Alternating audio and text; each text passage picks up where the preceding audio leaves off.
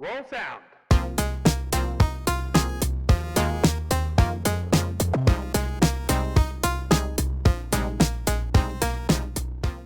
Hello, welcome to I Love Your Work. I'm your host, Greg White. On this program, I interview the movers, shakers, and makers behind your favorite films and series. We talk about how they got into the business, what contributed to their success, what they're working on now, and what they do to stay productive and creative. These are the stories of the storytellers. So don't miss an episode. Be sure to click subscribe. Wow, great intro, you guys. Okay, let's move on to episode 1. And action.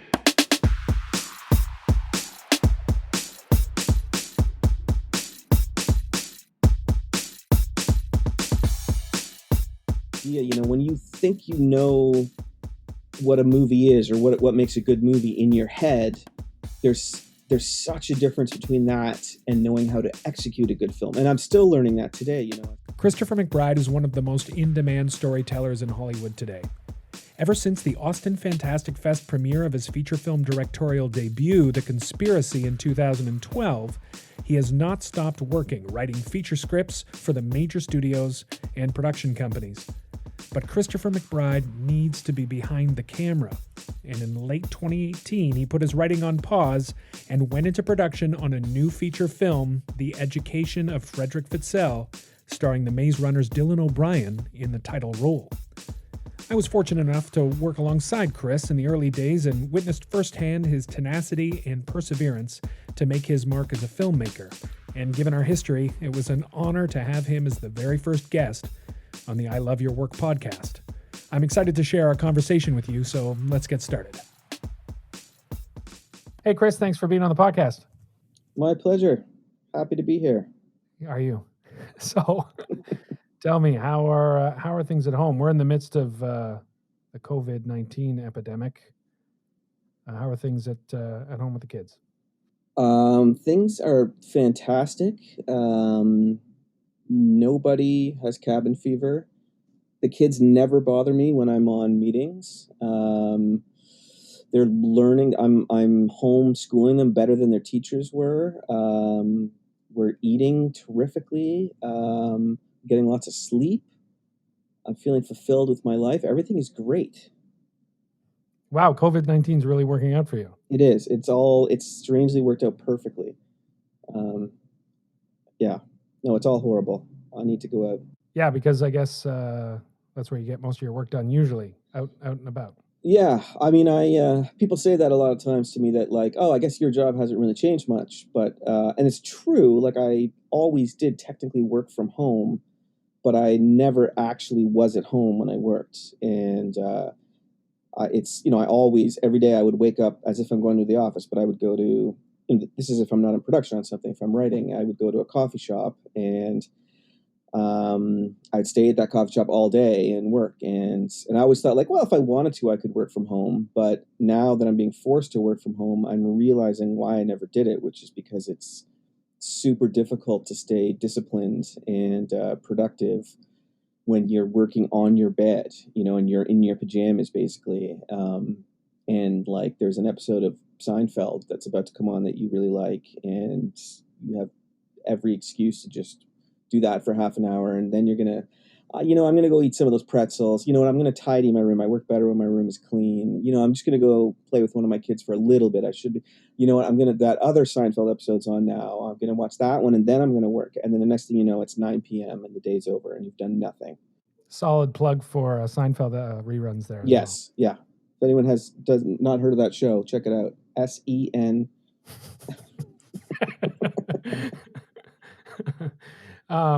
Yeah, so it's a little crazy at home these days. I think, and we've known each other for a long time, and I don't know if I've ever explicitly asked you about what life was like for you as a kid, but I'm going to do that right now.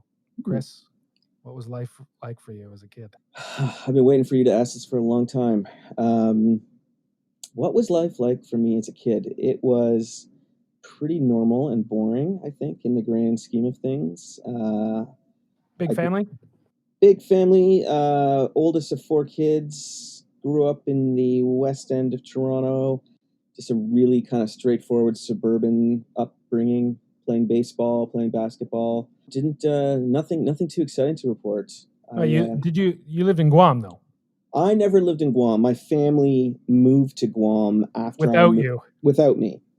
So I remember when I was like in my early 20s, my dad took me to McDonald's one day and said, pretty point blank, you have 6 months to find a job and move out.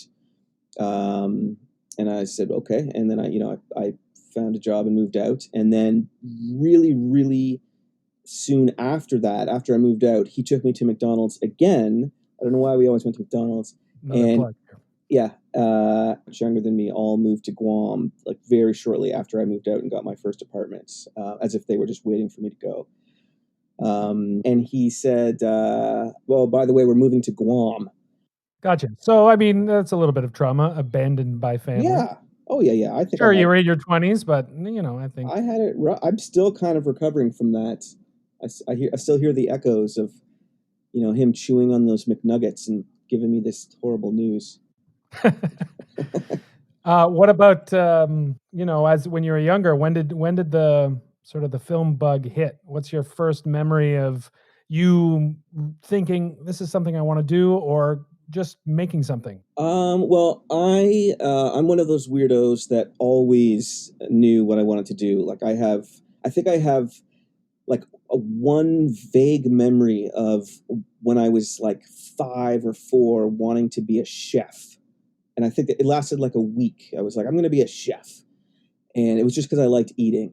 And other than that one chef week, I have always known I wanted to make movies. That's always the case. I'm always kind of envious. You hear things about people like figuring out what they want to do with their life. And, when you go to university, that's when you figure out what you want to do. And like, I've never, ever once even slightly had that experience of like figuring that out, because it's always known like in a movie, like when like a robot always just has this like programming in them that they never question, or a clone or something like that. It really has always been like that. Like it's something I've never questioned. It's always been there, and it's always been the absolutely no alternative, only thing I can do. I mean, I don't know really exactly where that came from, but my super early formative memories would be sort of Star Wars related, like most young men of my vague age. I remember I didn't know, like I watched Star Wars, of course, like most kids, like 1,000 times, and I knew that this guy George Lucas had made Star Wars, and I asked my mom to read me the credits once, and she said that George Lucas was the executive producer. I always saw that he was executive producer, so I thought executive producer was the guy who made the movie. And I remember in one of those kind of like in, I don't know what it was, kindergarten, grade 1, one of those like, what are you going to do when you grow up things you had to do at school. I got up in front of the class and told the class I was going to be an executive producer when I grew up at like 7 or something like that. So I didn't know what a director was or a writer or anything like that, but I knew that like I wanted to make movies. And I remember asking my mom all about how Star Wars was made, and like I absolutely remember asking this question. I must have been around 5, and I said, at the end of Star Wars, she explained about actors, to me, like these were actors, they were pretending, and she sort of explained the basics of movies. And then I asked her, okay, I get that, but at the end, when the Death Star blows up, and those the actors are on the Death Star, like why did they let themselves get blown up just to make this movie? And then she had to explain to me that it was computers, and there was no real Death Star, and blah blah blah. But anyways, these I would play with Star Wars toys. As again, these are all like super boring stories because like everybody of my age and my generation did this stuff. But I would invent my own shows with my Star Wars toys, and that would be a year. I would do that. An entire summer I wouldn't even care about playing with friends. I would just wake up every day and have my Star Wars show that I would do. When I think back on it, even though like it sounds like just this silly thing that all kids did, I've realized over time that like I was learning how to tell stories even back then. And when I would play with my Star Wars toys and invent my own stories, I didn't know what a 3-act structure was, obviously. I was 5 or 6, but I instinctively knew what a 3-act structure was from the Star Wars trilogy. I knew that, the beginning introduced the characters, the middle made things really bad for them, and then the end you got out of it. And, and I would invent my own Star Wars stories with these toys that always followed a 3-act structure. Again, not because I knew what a quote-unquote 3-act structure was, but I knew that this is the way the Star Wars trilogy works. This is the way stories are supposed to work. So it's such an obviously simple thing, but when you're 6 years old and that is sort of ingrained in you as a storytelling principle, it's a very helpful thing that gives you kind of a sort of a head start on being a storyteller and knowing how to tell stories when you start doing it more seriously in the older grades and stuff. So yeah, it's always been there, and it was definitely the fire was fueled by executive producer George Lucas, for sure. Did it become an acting thing though? You went to an art school in Toronto. Tell us a little bit about that. Yeah, I went to after middle school, I went to the Etobicoke School of the Arts, which you had to sort of audition to get into. And it was for acting. Everybody had a different major, and mine was acting. But I never really wanted to be an actor. It was just it was just in my mind. I thought in my 12-year-old brain, I thought the maybe the easiest way to become a director. I figured out what a director was eventually. Maybe the easiest way to become a director would be to be an actor first, and then through that I'll be a director, because becoming an actor is probably really easy. And so then I can become a director.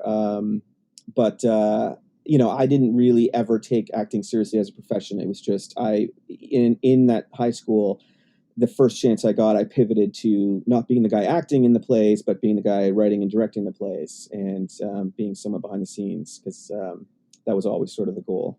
Well, they do say, when you're directing films or in film school, to people that want to be directors, go take an acting class if you want to understand how to speak with actors. And you had already kind of gone through that. Definitely. Oh, for sure. And that's something I'm definitely glad of, that I did that, because all directors, I think, struggle talking with actors to some degree, but it definitely, I feel like, helps me that I went through 4 years of studying drama and having to act myself.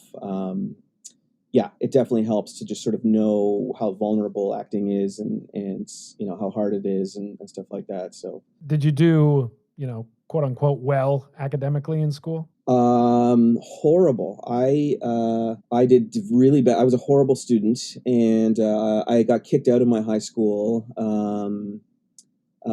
just for sort of being a lazy screw up. And I was a terrible student. I never took school seriously. And the high school I went to was great. It had so many opportunities. You're at this school full of artists, which is such a rare, cool thing. All these people like me who knew what they wanted to do young, you were all sort of together, but I appreciated none of that. I was just, looking to get high and chase girls and sleep in and not show up to class. And I was a terrible, terrible student. Stay in school, kids. Stay in school. Yeah, seriously. Yeah. Yeah. Or you'll just end up on your couch watching Seinfeld all day, eating McDonald's, your parents abandoning you for Guam. So what did you do to start formalizing your film training then? You wanted to go and pursue this. What was the next step for you? So I like I said, I'd always known I wanted to do this. So I was, quote unquote, writing all my whole life almost. And in high school, I was trying to write scripts. They were terrible and I had no idea what I was doing, but I was always sort of creating. And so in my, naivete, I thought I don't need anything. I don't need any schooling. I know what movies are. I can do this myself. Which was, insanely stupid. But basically, I eventually dropped out of high school. And then instead of graduating high school, I went traveling, and I traveled for, a solid year, just, all around the world. And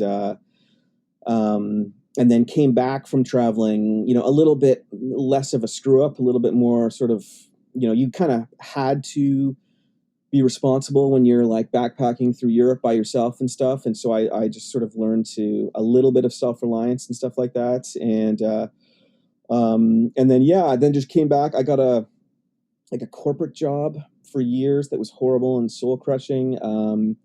But while I was doing that, I was always writing. I was always writing scripts. I was always, sort of refining my craft informally. And I used that corporate job that I had. I used money from that to finance my first short films. And then those short films ended up being my film school, sort of, where I had no idea what I was doing, but I gradually learned how to make films and just learn the process and learn how to direct and how to work with actors and how to edit and all that stuff. So it was a real sort of do-it-yourself thing. I just saved up money, wrote my own scripts and made my own shorts that, just sort of steadily started to get better over time as I learned a little bit of what I was doing. And that was back when it was a little trickier too. I mean, today there's just an incredible wealth of knowledge available on YouTube, all these amazing young filmmakers that go and share tips and tricks, and of course the access to the technology and everything is much different. What your first short? Tell us a little bit about your very first short you made in this kind of more formalized film sense. Yeah, I guess my first short was a sort of like a Racerhead wannabe 5-minute black and white, Lynchian bit of madness. That was literally just me learning how much more talented David Lynch was than me. And then that was like a little 4-minute thing I did while I was at the Ryerson Night School. And then I saved up money to make my the next short, which was just crazy. Me and the producer at the time, I think we both put in close to $10,000 of our own money. It was insane.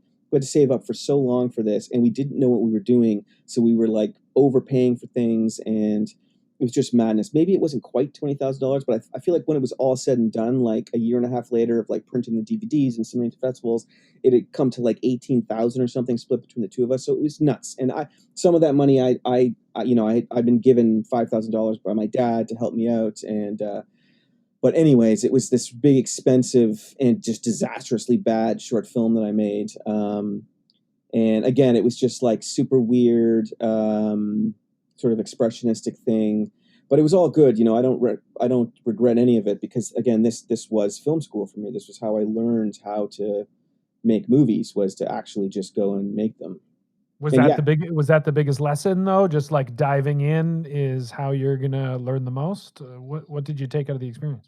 Well, I mean, there's so much. Like, I'm sure there was an easier way to learn it without us spending that much money. Like if I had actually buckled down and gone to university proper and,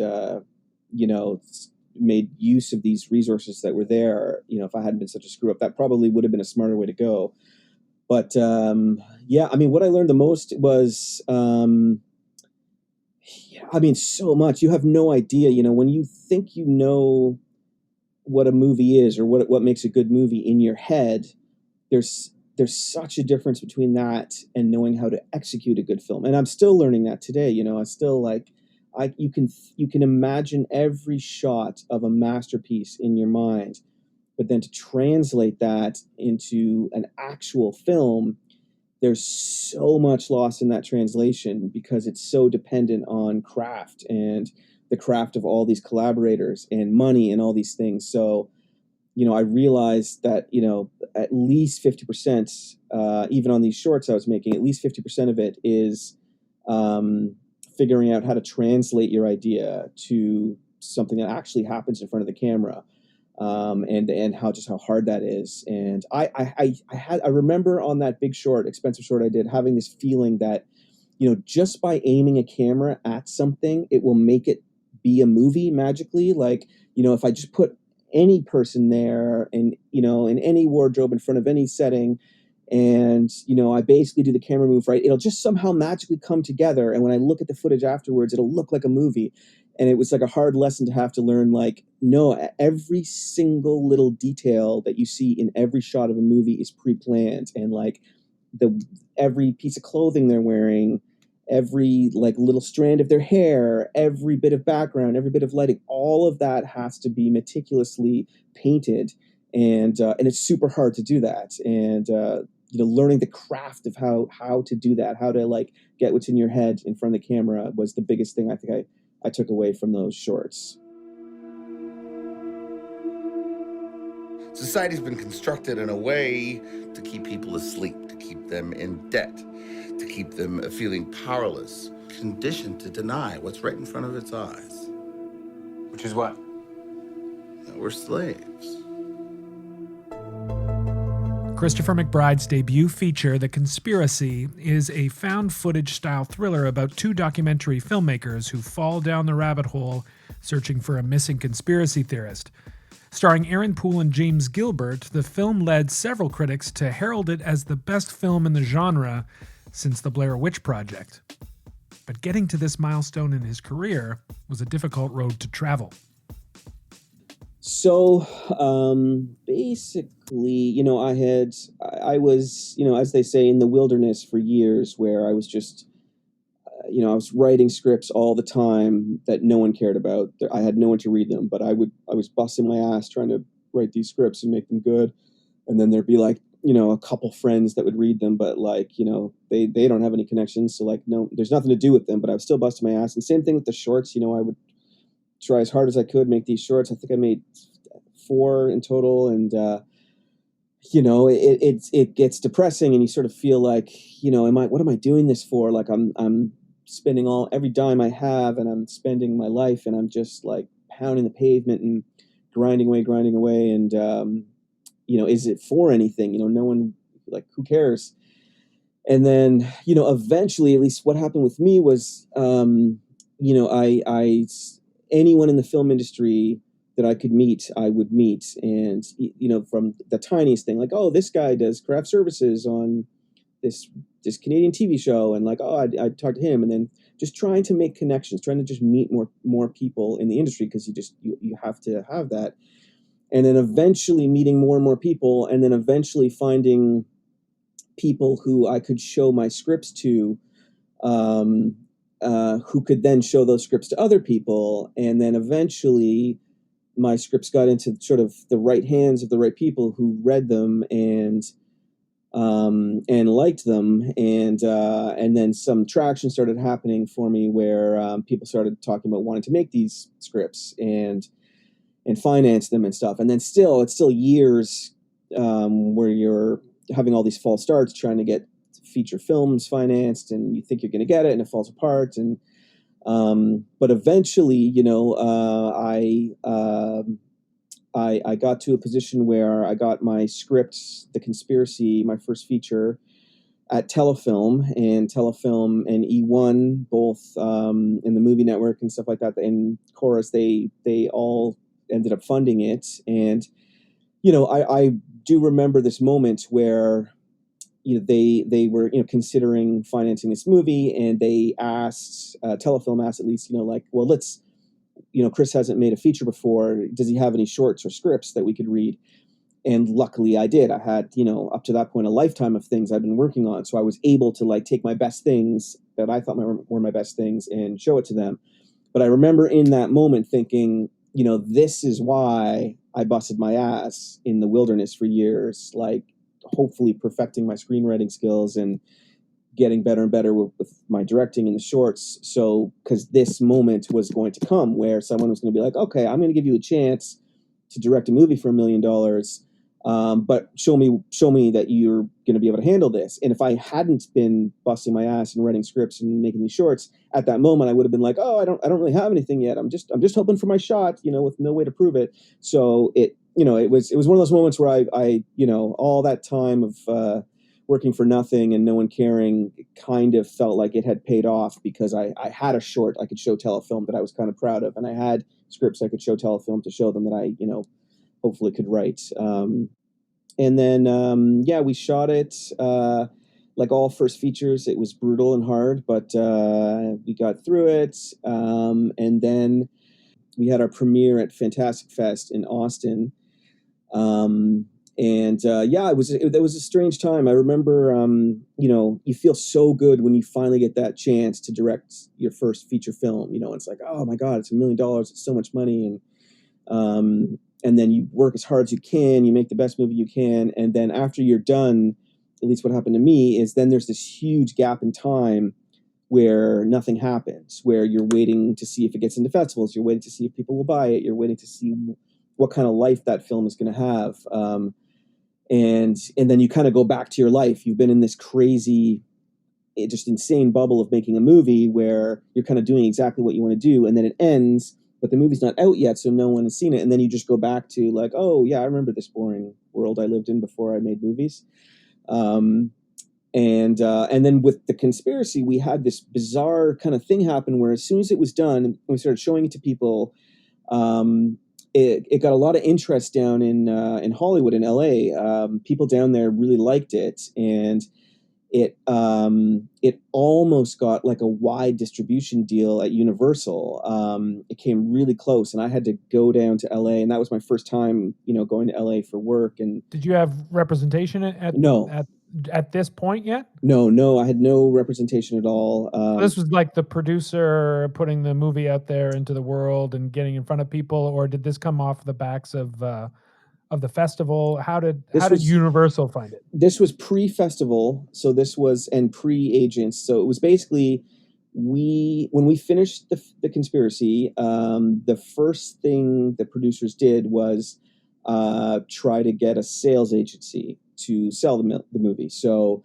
they showed it, down in LA to like the WME and all these people's different sales agencies, and eventually we brought on XYZ to be our sales agents, who were great and sort of exactly the right people to be our sales agents. And so then it became their job to sell it. And so then they show it to buyers down in LA and everywhere else. And this is all, pre-festival. And they showed it to Jason Blum, who everybody knows. He at one time had this other company that he was creating that no longer exists, but this other company he was creating, he was partnering with this other production company called Gold Circle. Anyways, I won't bore you with all this, but basically they had created this company and they loved it and they thought it was great and they thought it could get a wide release. And they had a deal, like a first look with Universal. So they said, we want to just change some things. We want to change the cut a little bit. And, I was so excited. And, the things they were proposing to change the cut weren't, creatively terrible or anything like that. There were definitely things I could live with. So I went down to LA and recut a bit of it with them down there. And then it had a full test screening, on the Universal lots. And it got really good numbers. And we had like a 2.5 month waiting period there where, again, we weren't submitting to festivals. We kind of missed a lot of the festivals because we were like, oh, my first movie might get a wide release through Universal. This is incredible.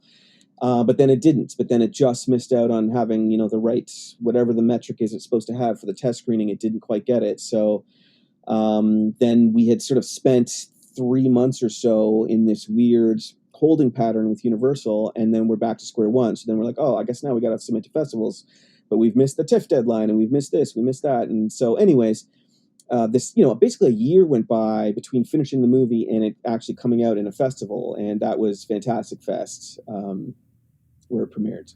So you had all this sort of industry buzz before even getting the film into a festival, and you ended up being sort of sent for. Was that surreal? I mean, that was a really exciting time because that really was my first sort of classic, like, Hollywood wants to meet you, kid.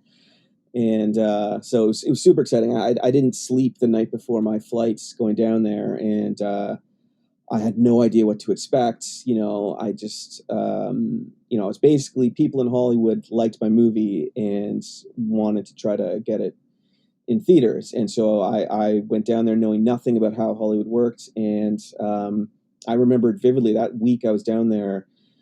The thing that struck me the most about that week was how non-glamorous it all was. Like the producers I was working with were just like producers in Toronto. They were, for the most part. And we were editing in this guy's house. It wasn't like some fancy edit suite. We were like, just like, in Toronto, we were just in some dude's living room.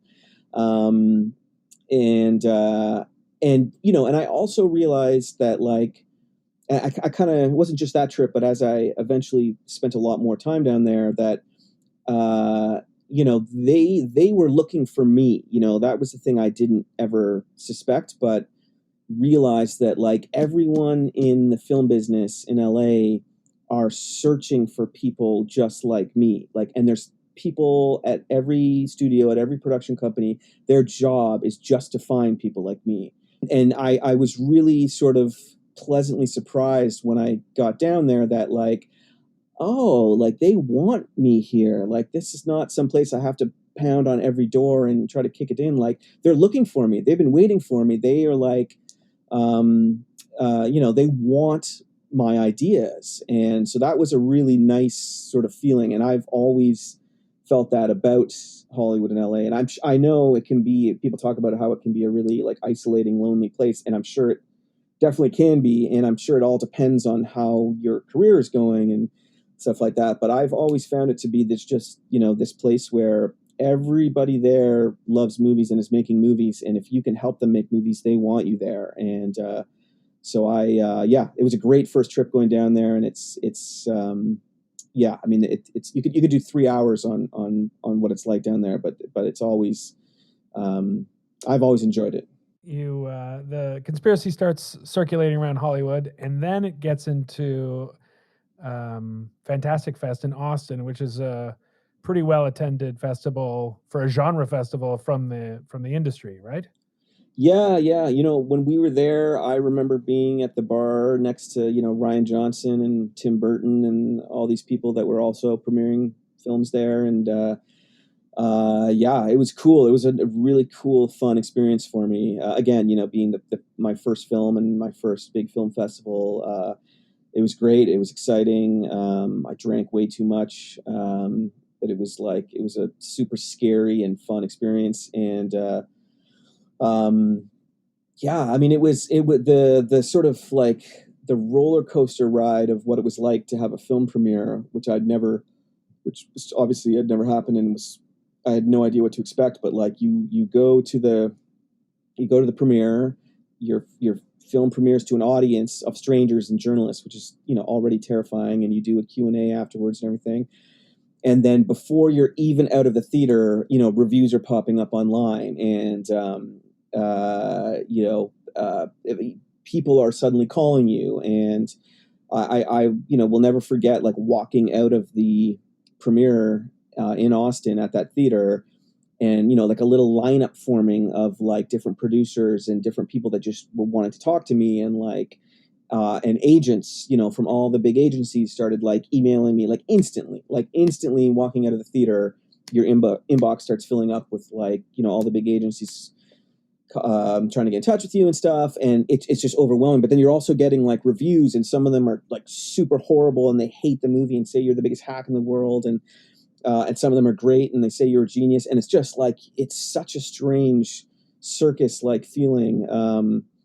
And you go from like feeling fantastic one second to like feeling horrible to up and down. And it was on the whole, it was great. It was really fun, and it was like exciting. It's just exciting to put your to work that long and then like just put your work out into the world for people to love or to attack.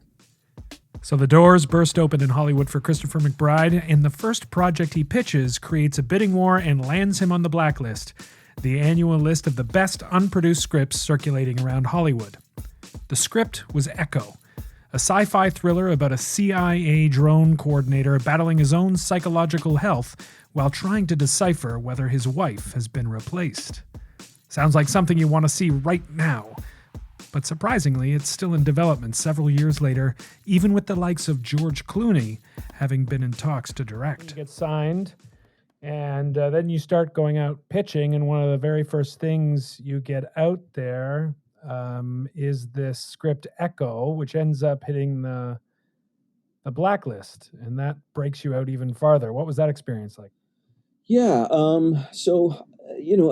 Off the conspiracy, I was getting attention from LA and stuff. So I went down there. I lined up all the sort of agents and managers that were trying to sign me, and I met them all, and then I decided on my team, and I got my team. And then what they do, and they do this with every sort of new filmmaker, is they send you on what's called the couch and water bottle tour, where you basically just meet the town, and like you go everywhere. You go to every studio, you go to DreamWorks, you go to Fox, you go to Warner Brothers, You go to every big production company, you meet every big producer, and and it was like I went to LA like 2 or 3 times in the course of like 2 months, where I was just doing that. I was just going for a week, and like I would have 8 meetings a day, just desperately driving around LA trying to get to every meeting and just meeting everyone. And then after somewhere around that time, I wrote an outline for this story, this feature Echo.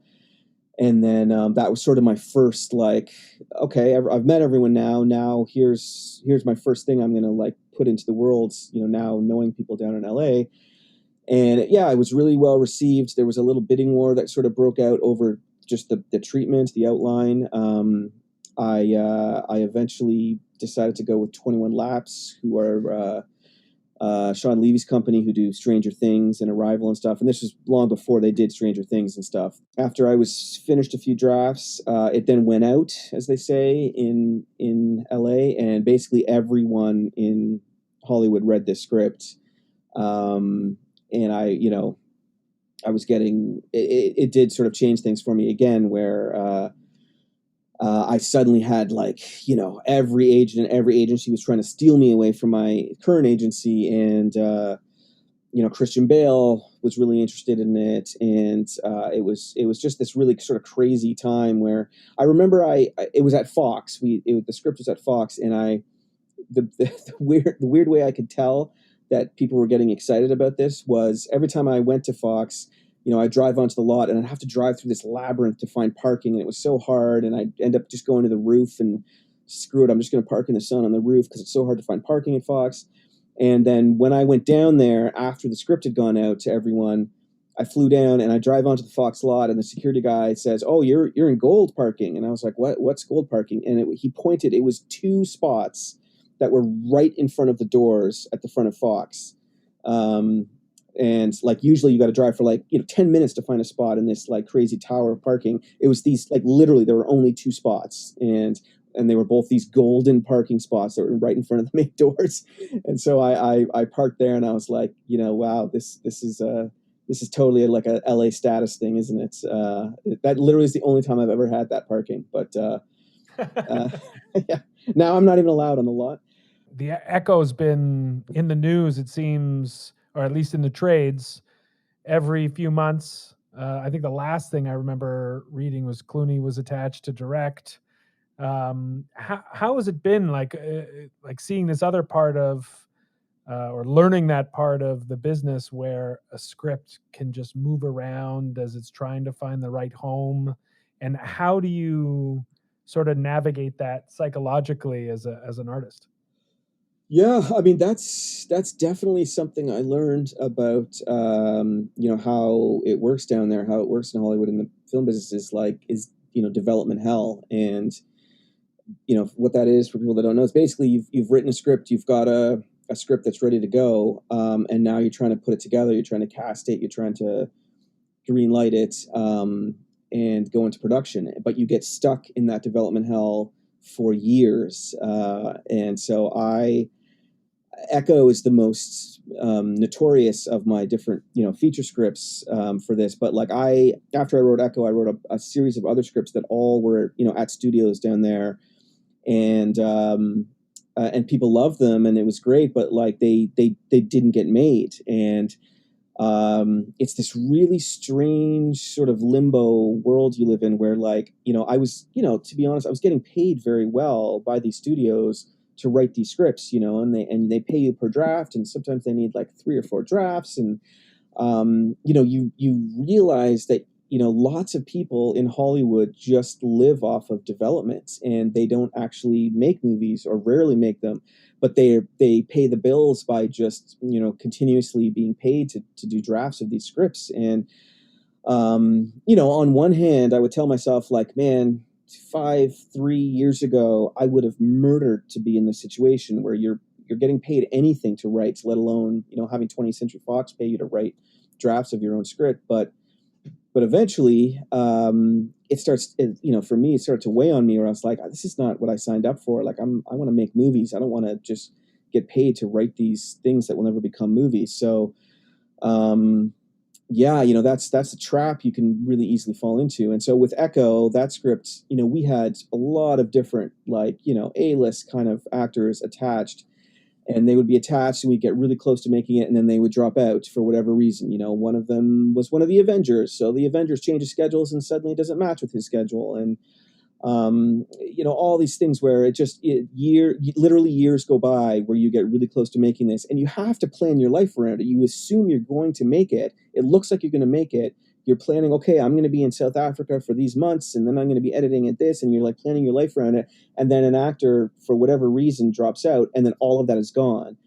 And then you start it up again, and then you get another actor attached, and then you're planning your life out differently with a different jigsaw puzzle, and then that actor drops out and it falls apart. So, anyways, eventually, I got kind of fed up with it, and I said to the producers of Echo, I'm gonna go make a movie in Canada. I'm gonna make an independent film up there, and I ended up doing that. And while I was doing that, they said, while you're off doing this for a year and a half, 2 years, can we go to another director instead of letting this project just hang around? And I was like, yeah, sure. Thinking in my mind, like, who are you going to get? Like, and then 2 weeks later, they had George Clooney attached to direct it, which, is insane. But then, still, I ended up going off and making this other movie in Canada, and Echo still never got made. So I was right, to not, stay on that Echo development hell train, and go do my own thing, because I probably wouldn't have my second feature made if I hadn't done this. That second feature is The Education of Fredrick Fitzell, a mind-bending mystery starring some of the hottest talent in Hollywood: Dylan O'Brien, Maika Monroe, Emory Cohen, Hannah Gross, and Keir Gilchrist. Teaming up once again with producer Lee Kim, it was a film Chris just had to make. The Education of Fredrick Fitzell was one of the first screenplays I ever wrote and really loved. I was just sort of really proud of myself for writing it. And I always think every filmmaker, doesn't matter what level of success, has one or two scripts that are sort of the, I got to make this before I die script. And that definitely was one of mine. It's a story that, I was told many times, only 1 out of 20 people are going to like this, but that one person's going to absolutely love it, and the other 19 people are going to be confused or put off in some way by it. But it was one of those things. I believed in it. I just believe in the story. I believe that, it's something I'd be proud of after I'm gone. And I just really wanted to make it. And I knew it would be incredibly difficult to finance, because it's definitely different and a little bit surreal, a little bit challenging narratively. It's got a different narrative structure. It's not straightforward. I just sort of had to do it. I just figured it was, better to take a shot on something you really love than, an easier shot on something you half love. So that was kind of my thought process there. Well, it seems like there was a lot of artistic talent that believed in it as well. Incredible cast came together here. How did the package come together? I know Lee Kim, who was a producer on your first feature, Conspiracy, was also a big part of putting this together. What about the rest of the team? Yeah, so Lee was the producer again on Fitzell, and then we also brought on John Schoenfelder and Russell Ackerman, who are two producers, LA and New York based, that I knew and really liked and wanted to work with. And they used to work with Guillermo del Toro for years, and have now branched off and are doing their own thing. And we knew we wanted to work with each other. And we're just looking for the right project. And I knew that they had, I liked their taste. I knew they were risk takers. So I thought it was the kind of script that they might be into. And I sent it to them, and they loved it and sort of came on board. And then their primary and massive contribution to development was that they had really great cast connections. And they're really plugged in LA, and they know everybody, and yeah, so they were able to sort of get the script in the hands of actors. And yeah, I was surprised for sure that people responded to the script. I thought it still was very hard to finance, but I thought it would be even harder because I thought we'd have a harder time getting cast. But people really responded to the script, and that compared to other experiences I've had trying to cast films, this was actually kind of a painless process. And of course, it all came together mainly because Dylan O'Brien really loved the script, really connected with it, really got it. And, once he came on board, then everything starts to snowball. Once you get one actor that's, considered bankable enough by financiers, then it feels like a real movie to everybody else. And then you start getting other actors, and the more actors you get, the more it snowballs. And next thing you know, you've got a real movie greenlit. I know there's a lot of mystery built around this script. What can you tell us about Frederick Fitzell? Well, it's about Dylan O'Brien's character, Fred Fitzell, who he's just approaching 30. He's kind of got that thing where he's been a grown up for a while, but he's sort of taking those final leaps out of childhood into full blown adulthood. His fiance, he's just moved into a new apartment with her, trying to decide whether he wants to commit to her and get married. He's letting go of his sort of childhood dream of being an artist, and he's taking a quote unquote grown up job in an office. And his mother is on her deathbed as well. So all of these sort of last vestiges of childhood are slipping away from him all at the same time. And right at this moment in his life, he starts getting hit with these surreal and sort of terrifying flashbacks to these drug experiences he had as a teenager. And he then becomes sort of obsessed with understanding these flashbacks to this one night when he was 17 years old. He was on this very powerful drug, which is a fictional drug made up for the film. And he wants to piece together the mystery of what happened this night. So he starts going into his past, both literally and figuratively, trying to figure this out. And he tracks down his old drug buddies, who've all now, each of them have grown up and become different people, obviously. And they start piecing together just the mystery of what happened, what this drug was, what it did to them, and what are these sort of things they've forgotten about what happened this night. And there's a mystery of a girl that went missing, played by Maika Monroe. And it's a surreal, sometimes scary, hopefully sometimes touching mystery. And you shot back here in Toronto, same location as your first feature. Is The Education of Fredrick Fitzell set in Toronto? Yeah, it's set in Toronto. We don't advertise that it's Toronto. It's never actually stated out loud that it's Toronto, but I also don't hide that it's Toronto. I think I like to think of it as the Dead Ringers approach. In Cronenberg's Dead Ringers, he's not like driving by the CN Tower every shot, but at the same time, it's not at all hidden that it's they're using Canadian money or that it's set in a Canadian city, and that's sort of the approach we took. I think movies set in New York and LA and Chicago and things like they don't have to advertise where they are. They just are there. And I think, and they definitely don't hide it, obviously. And I think that's always the smartest approach with Toronto is, the movie, to me, the movie that's the best way to handle narratively being shot in Toronto is Villeneuve's Enemy is like, I don't think Toronto's ever looked so creepy or like beautifully dark than in that movie. And like they don't go out of their way to try to make it like this is a Canadian film, rah rah rah, or anything. It's just a creepy psychological thriller that happens to be set in Toronto, and they just utilize the things about Toronto that are creepy and make it a little bit creepier. And anyway, so that's what we tried to do. So by Hollywood standards, the film's was produced for a modest budget, but certainly a step up from The Conspiracy.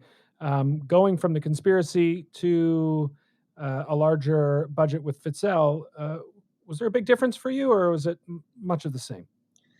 I didn't really sense that much of a big difference. I mean, obviously there was. I think the budget of Fitzell was like 7 times what the budget of The Conspiracy was, but I always felt like I did not have enough money. I felt exactly like The Conspiracy. And I'm sure if I had, 10 times the budget, it would have felt the same. I think, I've talked to people who've directed, huge movies for, millions, tens of millions of dollars and stuff. And it's always the same.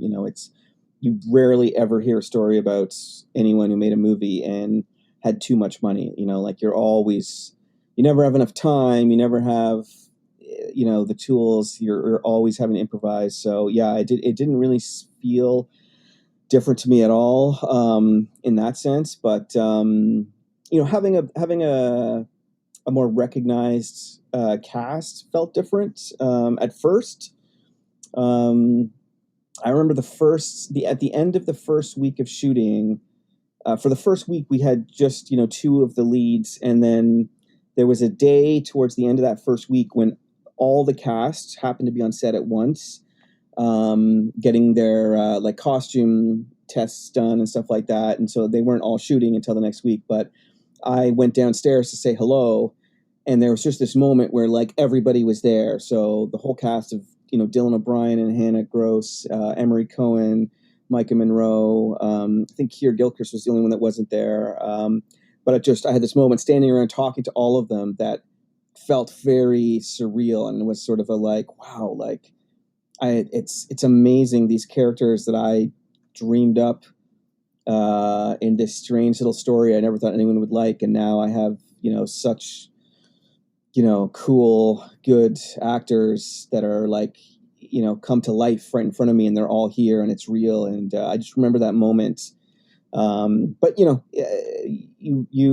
realize super quick that it doesn't matter how recognized you are, how famous you are, how whatever, like actors are actors, and the process is the same. And you just it's not overwhelming for longer than 5 minutes really. And the stress and the enormity of the job at hand trumps all of that really quickly. Did you have to take more care on sets and things like that just because of some of the increased celebrity elements of actors like Dylan? Yeah, for sure. I mean, Dylan in particular, I mean, he's got a lot of obsessed Dylanites. That show he was on for a million years called Teen Wolf has a much bigger following than I realized. And obviously like his other work in the Maze Runner movies and stuff. But yeah, the first weekend Dylan came to Toronto and we were, hanging out and working on the script and stuff. We went out foolishly, I guess, to this like outside patio in Toronto to, just have some food and talk about the script and stuff. And a literal lineup of people started to form at our table, of people waiting to take a picture with Dylan and wanting to talk to him. And it got ridiculous. We just couldn't stay there. And people were videotaping us having our meeting, and it got put online, like here's Dylan O'Brien having dinner with some unknown weirdo in Toronto. And then later that night, I realized quickly, like, man, Dylan's got a lot of fans. He's very recognizable. I can't just take him to like a public place. And then we found this perfect private little spot that was literally empty, but was really nice. And so we hung out there the whole night. But again, stupidly, we left that place it was a Saturday night at like 1 a.m. when we left. And we walked through along King Street to get him back to his Airbnb. I walked him home, and we walked right through all of the sort of like King Street, lounges and clubs that were getting out. And it just became chaos. Like people started recognizing, people were just screaming, Dylan O'Brien, just screaming his name. And people started to follow us, like big groups started to follow us and scream at us. And, Dylan's got his hood up. We're trying to walk quickly. And it was crazy. It was like, something out of Hard Day's Night, but like, but not fun. Not like, there was nothing about it that was like, when you're around famous people, you get a little taste of what it's like to be them for a couple minutes. But like nothing about it was cool. It was just scary, and it was just like, man, this actually must really suck. Because all these drunk, morons that are just like screaming at him and stuff. And so yeah, we like had to really rush through these people and get back to his Airbnb. But I learned my lesson that you can't expect famous people to just like hang out in all the normal places you do. And yeah, when we were on set, there would be times like on social media, it would leak out that Dylan was shooting somewhere, and we'd have huge groups of like mainly, young girls that were like, had signs and were like outside the set and, waving and stuff. We had a guy who came from Brazil to meet Dylan and somehow found out where he was shooting and like hung out for like 2 days, outside our set with a sign that said like, Dylan, I'm your soulmate. When he arrived in Toronto from LA to come here to start shooting, there were people from Japan that met him at the airport that somehow figured out when he was coming to Toronto, what his flight was, and tried to I don't know what they tried to do, but they were there to meet him. At our production office, we got fan mail from Russia for him, that somehow people from Russia got the address of our, little production office in Toronto. It was crazy. So, it was, that was definitely an interesting experience just to sort of see what it's like for, people like Dylan. And, you can only imagine, how much worse it can get, the more famous you get. But, yeah, it was definitely strange. All because you wanted to collaborate and workshop the script a little bit. Yeah. I mean, yeah, we had a lot of work to do. And, yeah. Is that something that you, how important was that process pre-shooting to be able to sit down and talk about character and then clearly if you're going over the script, that flexibility that you as both a director and a screenwriter have to have when you're collaborating with other artists?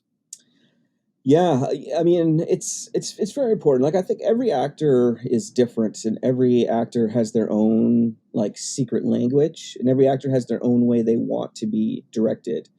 And some directors, I think, they just have their way. This is how I direct. If you're coming on my movie, you need to sync up with me and work the way I work. But that's just not the way I am with directing. I try to figure out what every actor's secret language is and how every actor wants to be directed. And, some people want to talk things through like crazy. Like Emory Cohen is that kind of actor. He would love Skyping. We Skyped so much before we started shooting, just talking about his character, and he likes to daydream. He likes to bounce ideas off his director. He likes to talk. He likes to try things. Whereas other actors are like, I got this. I know exactly who this person is. The more you talk to me, you're just screwing me up. Like they really want to take care of it themselves, and you have to sort of figure that out quickly. And while at the same time, keeping an eye on them that they really do know what they're doing. And if not, figure out how to gently prod them in the right way. But yeah, they're all different, like some people, some I've worked with actors who really need to be angry and really need to like yell at people and need to like, that's part of their process. It's how they get worked up. It's just to lose it a little bit. It gets their juices flowing. And then some people like Dylan's process seems to be that he stays very, very casual. He jokes. He's having a great time. And that at first it seems like, oh, he's not taking this seriously. But I realized, working with him, that's his process. Like he has to keep very loose and has to joke around and has to tell jokes and has to laugh. And then the second you call action, he doesn't miss a beat. He's crying instantly, and it's real. And then you call cut, and he's back to making jokes. But I don't think he could get there. He couldn't start crying. He couldn't go the places he goes if he didn't have his process, which was that he has to keep it very light before and after action is called. So yeah, it's different for every actor. And, it's some people want to work with you a lot. Some people want to do their own thing, and you just got to figure that out as quick as you can. And you're in post-production right now? We just finished, actually. I just did a bit of a marathon, 42 hours without sleep.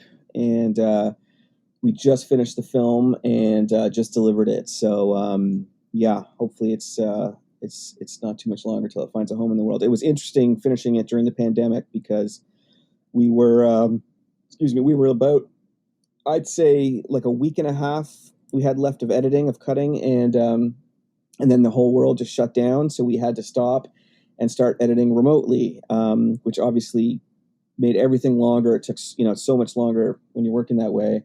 It's not ideal, but we got through it. But then the even more difficult thing was mixing remotely. That was hell. It was when you're in a mix, when you're, which if anyone doesn't know, it's working out all your sound levels. And so you're usually in a big production facility.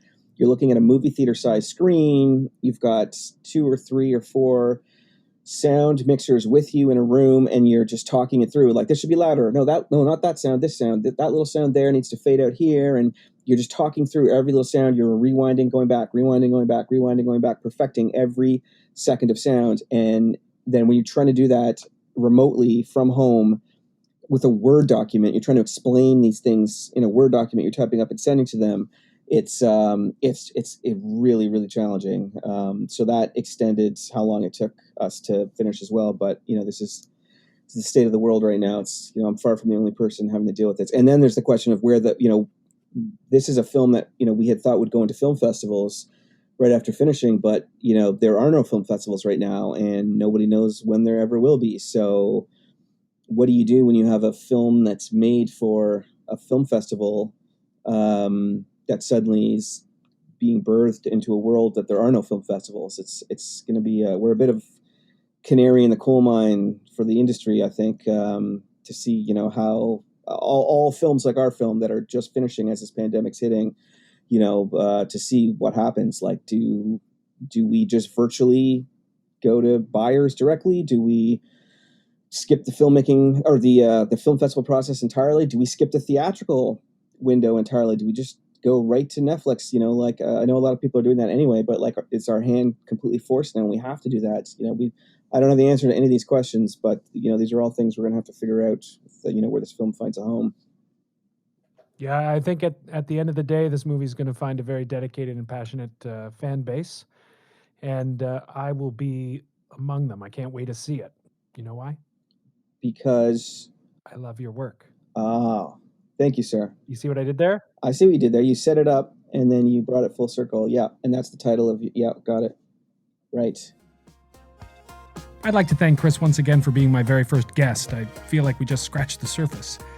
In the midst of COVID-19, it's a bit of a waiting game on the release of The Education of Fredrick Fitzell, but Chris is still busy every day working on several projects, like the feature film adaptation of graphic novel AD After Death with Sony Pictures.